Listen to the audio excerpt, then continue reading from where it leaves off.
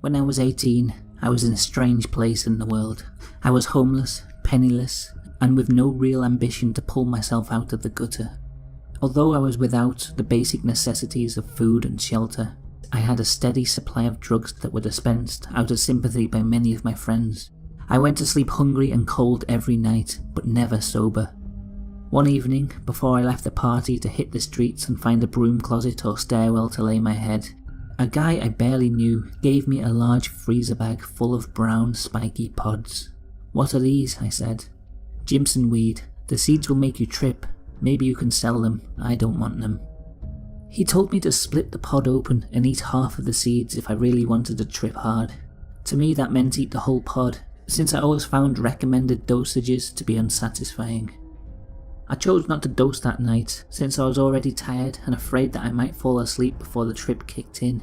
I slept in a building gutted by fire a few years before, and the freezing November air woke me up just before dawn. I got up and walked into town to raise my body temperature and avoid hypothermia. This was my daily morning ritual. Obviously 5 AM in a small city offers very little in the terms of recreation, so I decided it was the right time to open the doors of perception and began my day with a psychedelic breakfast. I chose the largest pod in the bag, which was also the darkest in colour. I was told afterwards that the most potent seeds are the deepest brown. The seeds were terribly bitter and many of the shells got stuck in my teeth. I managed to finish the entire pod with a little help from a public water fountain. I watched the beautiful sunrise from the roof of an apartment building, constantly waiting for the effects of the Jimson weed to take effect. I can't say how long I sat until the seeds started working, but the first noticeable signs came in the form of extreme thirst and general physical discomfort. Finding the feelings of dehydration too strong to ignore, I went to a nearby McDonald's for free ice water. It must have been after 9 because the only people in the restaurant were old guys getting free refills on senior citizen discounted coffee. I sat in a booth at the back corner, sipping water through a cracked straw. It didn't take long for me to realise I was entering into a very hallucinogenic trip.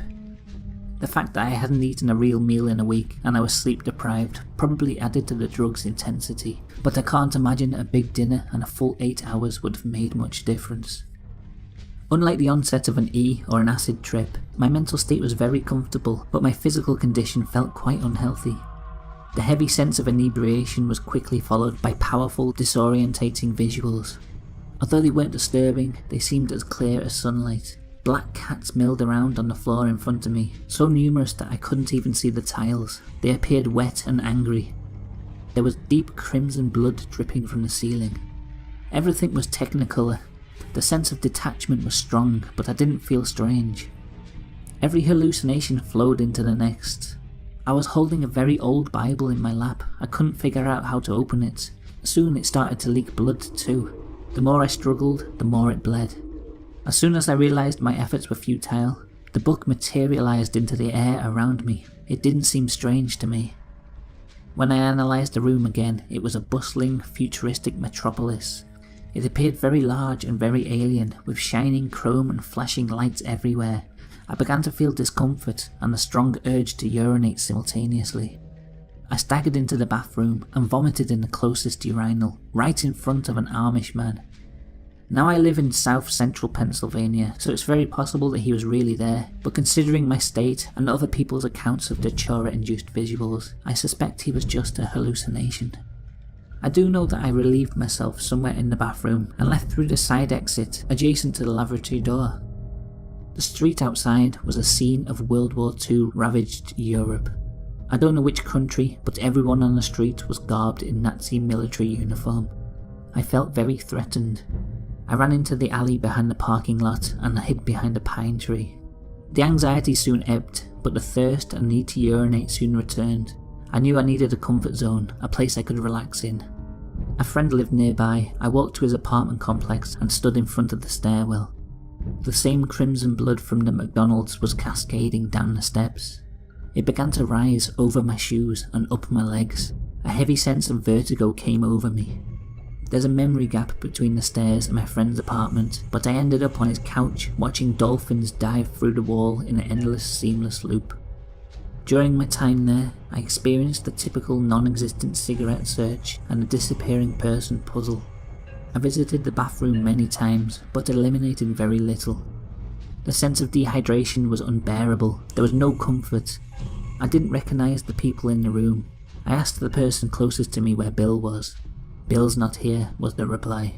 I closed my eyes to escape the growing sense of panic, but when my eyelids shut, all I saw was a new room with new people. Where was I? I tried to reopen my eyes, but it only revealed another room with yet more strangers. This went on and on. I didn't know if my eyes were open or shut. I didn't know where I was, what time it was, or what was happening. My panic turned into sensory collapse. Everything bled together, and I felt a deep, spiralling sensation engulf me. I lost all visual capabilities, but I still had a very real sense of touch. I was trapped in a small metallic box. It made perfect sense to me.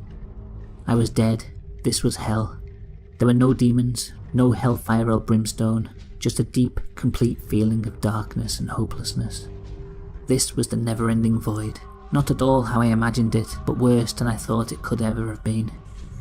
I've had feelings of infinite emotion on acid trips and sensations of universal truth in K-holes, but this was the most profound reality I had ever experienced. My whole existence was put into perspective, and I was being punished for wasting the gift of life. I blacked out at some point in the box and woke up in my friend's apartment the next day. He said I was out for around 8 hours. The physical effects wore off a day later, but the psychological impression has yet to fade.